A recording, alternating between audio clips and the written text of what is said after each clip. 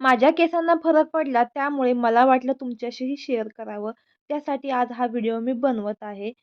केसांसाठी मी काय करते त्या अगोदर मी आज काय बनवलं आहे जेवणामध्ये नक्की सांगा आणि तुम्ही अशा भाजीला काय बोलता ते देखील कळवा. तर लोखंडाची कढई घेतलेली आहे, मस्त गरम केलेली आहे. त्याच्यामध्ये जे मी बनवून ठेवलेलं तेल होतं तेच टाकलेलं आहे आणि थोडंसं तिळाचं तेल आणि एक कापराची वडी घेतली आहे. ती मस्त अशी ठेचून त्या गरम तेलामध्ये टाकलेली आहे आणि त्यानंतर अशा पद्धतीने तुम्ही बघू शकता केसांचे 2 भाग करून घ्यायचे. मधोमध मस्त तेल लावून घ्यायचं आणि चांगला मसाज द्यायचा. अशाने काय होतं आपल्या मुळापर्यंत ते तेल जातं. जितकं होईल ना तितकं तुम्ही मसाज करू शकता. मी हे तेल कसं बनवलं आहे, हे जर तुम्हाला जाणून घ्यायचं असेल, तर नक्की कमेंट करा. मी नक्की तुमच्याशी शेअर करेल, की या तेलामध्ये मी काय-काय घातलेलं आहे ते.